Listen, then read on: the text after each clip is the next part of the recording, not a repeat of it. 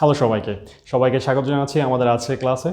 আমরা website design and HTML নিয়ে আলোচনা করছিলাম। ইতিমধ্যে আমাদের ওয়েবসাইট ডিজাইন অ্যান্ড এইচটিএমএল এর দুটো ক্লাস হয়েছে, যার মধ্যে আমরা মূলত ওয়েবসাইট ডিজাইনিংয়ের বেসিক কিছু টার্ম নিয়ে আলোচনা করেছি। তো আমরা আজকে আলোচনা করব ওয়েবসাইটের প্রকারভেদ নিয়ে। ওয়েবসাইট মূলত দুই ধরনের হয়, একটা হচ্ছে স্ট্যাটিক ওয়েবসাইট আর একটা হচ্ছে ডাইনামিক ওয়েবসাইট। তো স্ট্যাটিক ওয়েবসাইট এবং ডাইনামিক ওয়েবসাইট কী জিনিস, স্বাভাবিকভাবে প্রশ্ন আসে। তো আমরা জানি ওয়েবসাইটের মধ্যে মূলত কন্টেন্ট থাকে, মানে একটা ওয়েবসাইটের মধ্যে সাধারণত অনেকগুলো ওয়েব পেজ থাকে। এক একটা ওয়েব পেজ মূলত অনেকগুলো কন্টেন্টের সমন্বয়ে তৈরি হয়।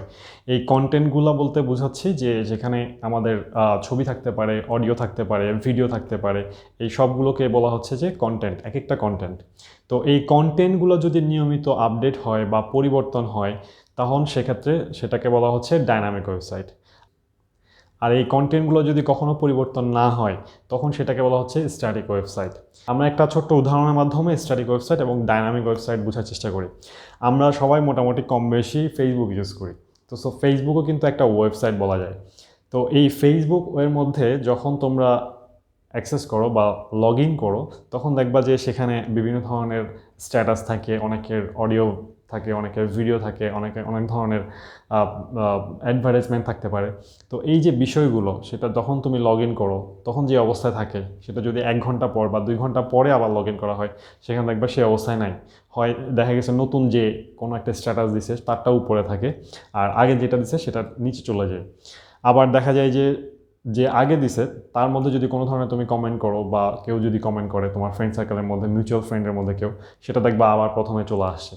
সো এই কন্টেন্টগুলো নিয়মিত যখন আপডেট হইতে থাকে, তখনই বলা হচ্ছে যে সেই ওয়েবসাইটটা ডাইনামিক ওয়েবসাইট।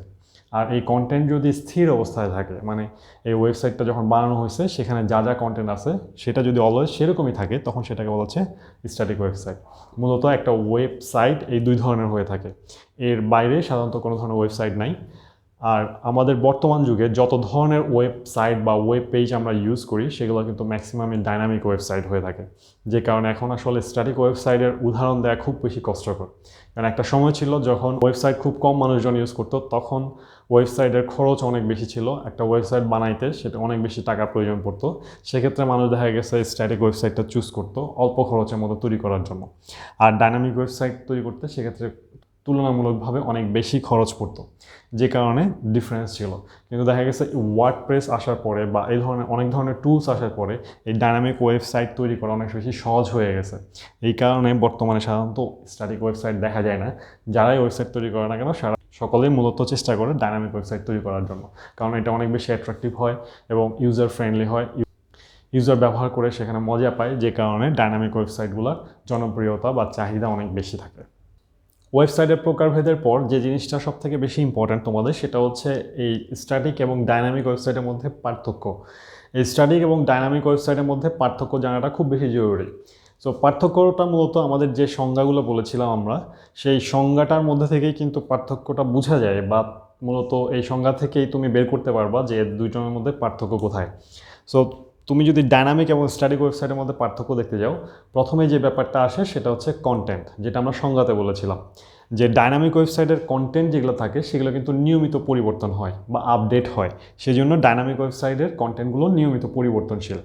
আর স্ট্যাটিক ওয়েবসাইটের কন্টেন্ট যেগুলো আছে সেগুলো সাধারণত পরিবর্তন হয় না। তার মানে আমরা বলতে পারি যে স্ট্যাটিক ওয়েবসাইটের কন্টেন্টগুলো অপরিবর্তনশীল। আর 2 নম্বর পার্থক্য হচ্ছে, যেহেতু আমাদের ডাইনামিক ওয়েবসাইটের মধ্যে সাধারণত প্রচুর কন্টেন্ট থাকে এবং যেহেতু এটা নিয়মিত পরিবর্তন হয়, তার মানে আজকে এখন যে কন্টেন্টটা আছে কিছুক্ষণ পর সেটা চেঞ্জ হয়ে যেতে পারে। এটা প্রতিদিন চেঞ্জ হইতে পারে, বা ঘন্টায় ঘন্টায় পর্যন্ত চেঞ্জ হইতে পারে, বা মিনিটে মিনিটেও চেঞ্জ হইতে পারে। অস্বাভাবিক কিছু না। তুমি যদি নিউজ চ্যানেলগুলোতে যাও, সেখানেও কিন্তু লেটেস্ট নিউজটা সবসময় ইনস্ট্যান্ট কিন্তু তারা আপডেট করে দেয়। তো এই বিষয়গুলো যখন কন্টেন্টগুলো নিয়মিত আপডেট করতে থাকে, তাহলে এই আগের যে কন্টেন্টগুলো থাকে, যেমন সাপোজ তুমি যদি একটা নিউজ চ্যানেলে যাও, আজকের যে কন্টেন্টটা আছে তুমি দেখতেছো, তুমি যদি সেখানে ডেট সিলেক্ট করে দাও, দেখবা যে তোমাকে গতকালকের কি নিউজ ছিল সেটাও কিন্তু শো করবে। তাহলে গতকালকের যে কন্টেন্টগুলো ছিল সেগুলো কিন্তু সে এখান থেকে, মানে ওয়েবসাইট থেকে ফেলে দেয় না বা ভ্যানিশ করে হয়ে যায় না। সো ওয়েবসাইটের ভিতর তখন সেক্ষেত্রে কোথায় থাকে? সেই ওয়েবসাইট মূলত ডাটাবেজের সাথে সংযুক্ত থাকে। কারণ ওয়েবসাইটের ভিতর যখন প্রচুর কন্টেন্ট থাকবে তখন সাধারণত এটা যদি অনেক ভারী হয়ে যায়, তো ভারী হয়ে গেলে সেটা সাধারণত আমরা যখন সার্চ করি তখন কিন্তু সেটা লোড নিতে চায় না, যে কারণে ওয়েবসাইটকে হালকা রাখা হয় এবং তার সাথে এক্সট্রা করে ডাটাবেজ অ্যাড করা হয়। এই ডাটাবেজের সাথে যখন কানেক্টেড থাকে তখন মূলত এই যে আমরা বললাম যে নিউজ চ্যানেল আজকের যে নিউজটা আছে সেটা তুমি দেখতেছো ওয়েবসাইটে মানে লগ ইন করার সাথে সাথে বা ওয়েব পেজে বা ওয়েবসাইটে যাওয়ার সাথে সাথে তুমি আজকের নিউজটা দেখতেছো, কিন্তু আগের যে ডেটটা আছে সেই ডেটের যে নিউজগুলো সেটা কিন্তু সে ডাটাবেজে তখন স্টোর করে ফেলে। তো এই ডাটাবেজে তখন তুমি যখন ডেট সিলেক্ট করে দাও সে কিন্তু ডাটাবেজ থেকে তোমাকে সেই দিনের মানে যে দিনেরটা তুমি খুঁজতেছো সেই দিনেরটা নিউজটা তোমাকে শো করে। তাহলে এই যে ডাটাগুলো মানে প্রিভিয়াস ডাটাগুলো যে রাখতেছে জমা, সেটা মূলত ডাটাবেজে স্টোর করে রাখতেছে। এই জন্য বলা হচ্ছে ডাইনামিক ওয়েবসাইটের সাথে ডাটাবেজ সংযুক্ত থাকে। যেহেতু প্রচুর কন্টেন্ট থাকে সেহেতু এটার সাথে ডাটাবেজ কানেক্টেড থাকবে। আর অপরদিকে যখন স্ট্যাটিক ওয়েবসাইট, আমরা জানি যে স্ট্যাটিক ওয়েবসাইটের কন্টেন্টগুলো অপরিবর্তনশীল, দ্যাট মিনস অলওয়েজ আপডেট হয় না। তাহলে স্বাভাবিকভাবে তার মধ্যে কন্টেন্ট কম থাকবে। কন্টেন্ট কম থাকলে তার সাথে ডাটাবেজ আলাদা করে সংযুক্ত করার দরকার পড়ে না। সেই জন্যই মূলত স্ট্যাটিক ওয়েবসাইটের সাথে ডাটাবেজ সংযুক্ত থাকে না। এবার আসো ডাইনামিক ওয়েবসাইট তৈরিতে কী কী ব্যবহার করা হয়। আমরা সাধারণত জানি যে ওয়েবসাইট তৈরিতে বিভিন্ন ধরনের ল্যাঙ্গুয়েজ তৈরি করা হয়। আমাদের চ্যাপ্টারের নামটা কিন্তু ওয়েবসাইট ডিজাইন অ্যান্ড HTML। তার মানে HTML আমরা বলেছিলাম যে এটা একটা ওয়েবসাইট ডিজাইন তৈরি করার ভাষা। তো এই ওয়েবসাইট তৈরি করার সবথেকে কমন ভাষা বা এটাকে মাদার ল্যাঙ্গুয়েজে বলা হয় ওয়েবসাইট ডিজাইনের জন্য, সেটা হচ্ছে HTML। তো এই ওয়েবসাইটের একদম বেসিক ওয়েবসাইট যদি তুমি ডিজাইন করতে যাও সেক্ষেত্রে HTML এবং CSS এই দুইটা ল্যাঙ্গুয়েজই যথেষ্ট। এই CSSটা মূলত ওয়েবসাইটকে কালারফুল করার জন্য ব্যবহার করা হয়। এটাকে বলা হয় ক্যাসকেডিং স্টাইল শিট। আর HTML hypertext markup language. So এই দুইটা ল্যাঙ্গুয়েজই মূলত ব্যবহার করা হয় যে কোনো ধরনের স্ট্যাটিক ওয়েবসাইট তৈরি করার জন্য। আর যখনই এর থেকে আরও বেশি কাজকর্ম আমাদের ওয়েবসাইটে করা হবে, অনেক বেশি ডিজাইন করা হবে, তখন সেক্ষেত্রে এই HTML CSS এর পাশাপাশি আরও বেশ কিছু ল্যাঙ্গুয়েজ ইউজ করা হয়, যেমন PHP, জাভাস্ক্রিপ্ট, jQuery, এই ধরনের ল্যাঙ্গুয়েজগুলো। মানে অনেক ধরনের ল্যাঙ্গুয়েজ সাধারণত ডাইনামিক ওয়েবসাইট তৈরি করার জন্য ব্যবহার করা হয়।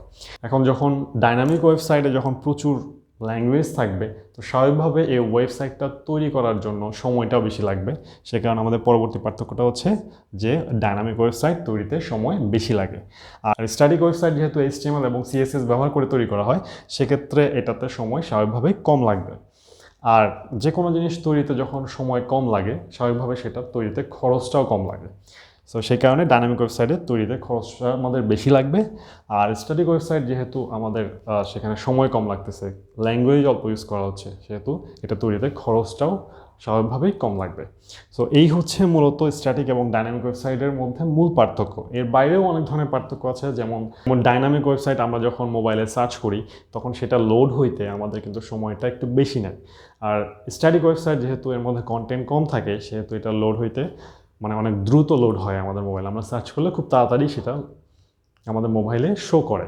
তো এই হচ্ছে মূলত পার্থক্য। এর বাইরেও আরও দেখবা তোমাদের মধ্যে বেশ কিছু পার্থক্য আছে বইতে। সো আমি মনে করি তোমাদের স্ট্যাটিক এবং ডাইনামিক ওয়েবসাইটে এই 5টা পার্থক্য জানলে বাকিগুলোও তোমরা পারবা। কারণ দেখবা যে এগুলো সবগুলোই বাকিগুলো যেগুলো আছে বাদ পড়ছে সেগুলো মূলত এগুলোর সাথে রিলেটেড কোনো না কোনোভাবে। সো আশা করতেছি তোমরা ডাইনামিক ওয়েবসাইট এবং স্ট্যাটিক ওয়েবসাইটের মধ্যে পার্থক্যটা বুঝতে পারছো। সো দেখা হবে পরবর্তী ক্লাসে। ধন্যবাদ সবাইকে।